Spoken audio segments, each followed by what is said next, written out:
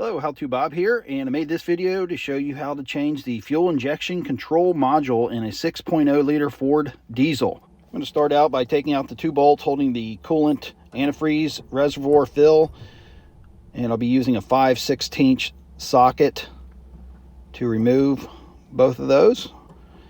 Set those off to the side once I get them removed. And then I want to release the pressure from the reservoir. Just slowly remove the cap because I'll be taking the hoses off and the pressure will come out the hose here if we don't release it. So I slide the hose clamps back using a pair of pliers. Just squeeze them together, slide them down the hose to get them out of the way, and then I can pull the hoses off. And I'm going to get a bolt and insert it into the hose to keep any antifreeze from coming out and get any dirt in there. It'll just prevent that from happening. Then I'm going to remove my air intake piping. This has an aftermarket K&N high flow air filter, so this may look a little different than some of the ones you might see. It's definitely different than the stock, so I'm just going to remove all this intake stuff to get it out of the way and make it easier to access my fuel injection control module. There's a little plug on the top, has to be removed, and then I can take the pipe and slide it out and get to the plug that is underneath, and there's a little pinch release here, and that comes right off. Now I've got my pipe out of the way. I can then take the reservoir and slide it out. I've got these little caps. You can use a cork or anything just to put over top of the openings, and I'll use a zip tie once I get the cap on there and tighten it down just to keep my coolant from leaking all over. You can remove that, pour it out and reuse it, pour it out and get new, but I'm going to use the zip tie method with the cap over top. That way I don't have to worry about replacing any of the antifreeze. Here's my fuel injection control module, and to get to that you'll need a 10mm socket, and I'm going to be using a extension with this one here. There's a couple of nuts here, and then there's a couple in the back that kind of match those. I'll show you those once I get the ficum out of the vehicle. They're back in here and here, so I'll take the extension off and then I can reach the two in the back. It's just a matter of loosening them up and bringing them out. Here's one, and then I've got another one at the other end, and here's that one. Now on the bottom of the fuel injection control module, or the ficum or ficum, however you want to say it, there are a few plugs that need to be unplugged, and to do that I found it easy to push the release button with a screwdriver. You can get a little more pressure on it that way, and with that pressed in you can push down on the plug and it'll become unplugged.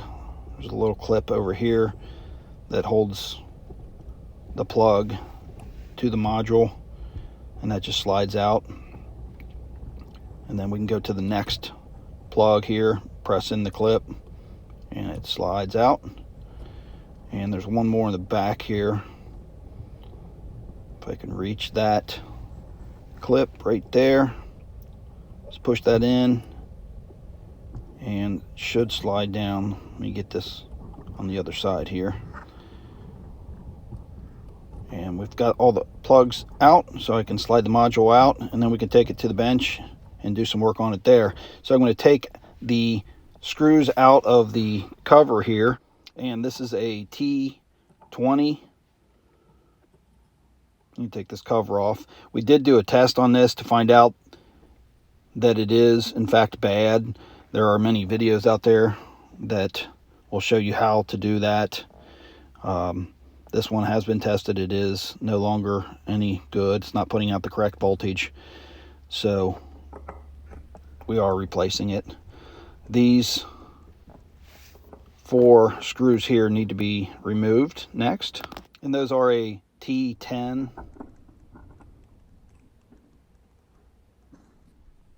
So I'm going to flip the fuel injection control module back over and use the T20 to remove the rest of the screws holding the module together.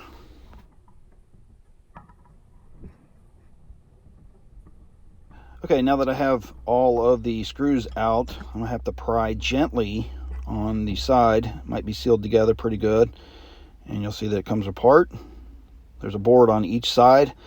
Now this is the board that we're going to be replacing. Here's the new board. It's a whole lot cheaper to do it this way, so this one just lays right in where the old one was, just like so. So I need to remove this board, and I'll start by taking out the screws holding these caps in place,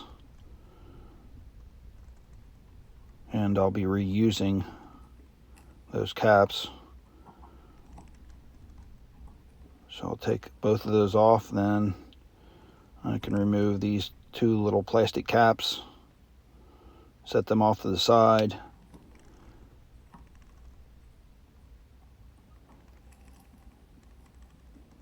So now I have to remove the board from the actual casing,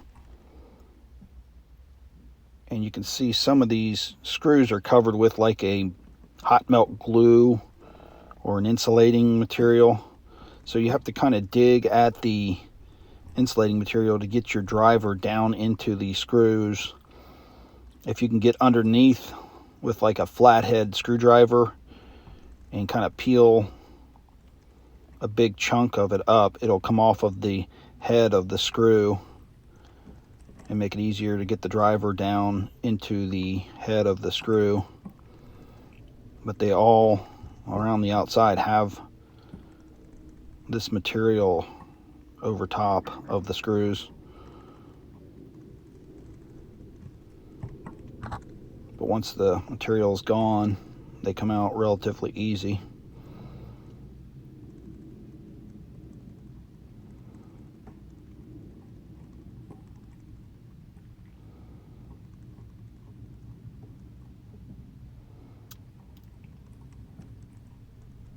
A little tough getting this one out. It's got a lot of thin stuff on it. Just take that out of there so we don't mess up the head on it. Now we'll be reusing these screws, so we want to save those as well. And I go to the next one. You can see I can peel this off the head. If I get a big chunk of it, it all comes off and out of the head, makes it easier to remove. And sometimes once the screw is removed, it'll be stuck in the hot melt glue insulating stuff they've got screwed all over. There we go. I got that one out. Flip it over, and there's 2 more on this side. Same thing. Remove the goo on top of the screw,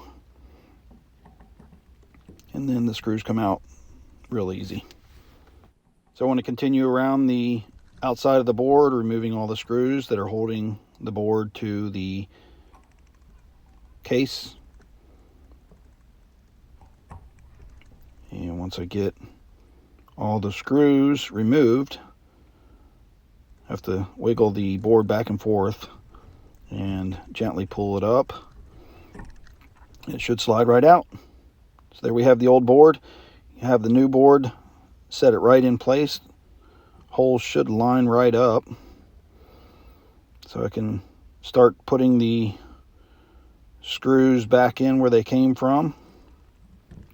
Just go around the perimeter of the board, putting in all the screws to mount it to the case.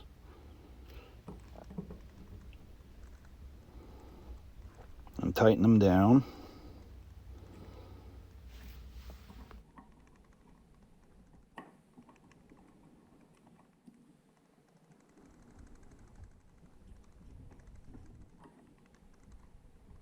Okay, now that I have all the mounting screws tightened up, I'll put the caps on and tighten those down.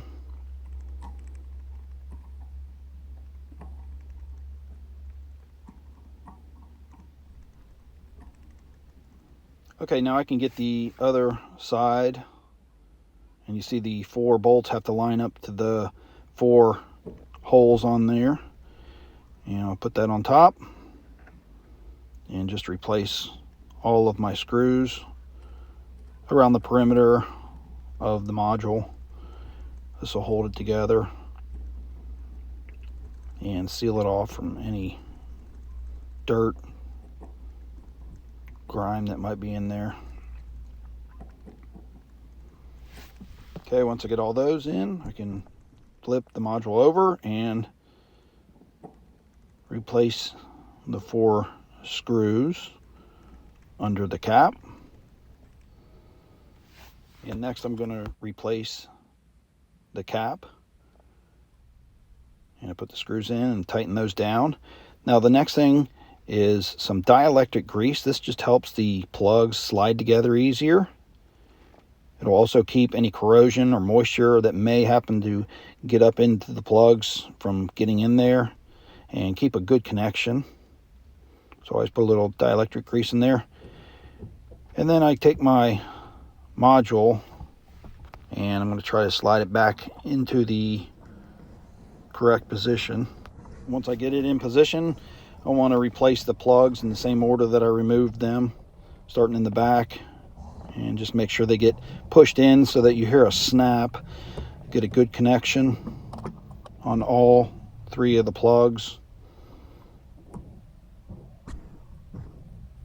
It's kind of hard to see at this angle and there's not much room, so I'll be listening for the distinct snap when the plugs go in and the clips that hold the plugs in place snap, just to make sure that I do have a good connection. Next, I'm going to replace the nuts that go on the studs, and I just screw those on hand tight, get them into place, make sure everything lines up where it should. I'll go ahead and put all 4 of them on hand tight first to make sure that everything is lined up. And then I'll use my 10mm socket and ratchet to tighten my ficum back down.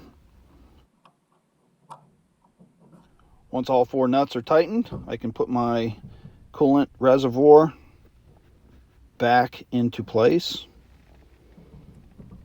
Slides up on the 2 tabs here. Replace the 2 screws holding that on.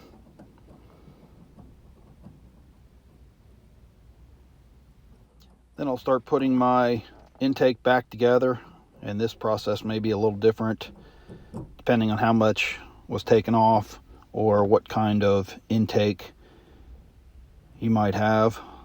I want to make sure to put my plugs back in where they go. Make sure they're plugged in tight. Get everything lined back up and get that in plug in place. And then we've got this other plug, snaps in right here. And I can put the rubber boot back on, get my intake all back together, tighten it all down. Next, put the air filter in place and tighten that down. This one has a little mount on the front. Got to tighten that up. Then I'm going to remove the caps that I put over my reservoir. Cut the zip ties off, pull the caps off. And then I can remove the bolt from the tube, slide it over, and use my pliers to slide the tube clamp up. Make sure it's on there in the right position, good and tight.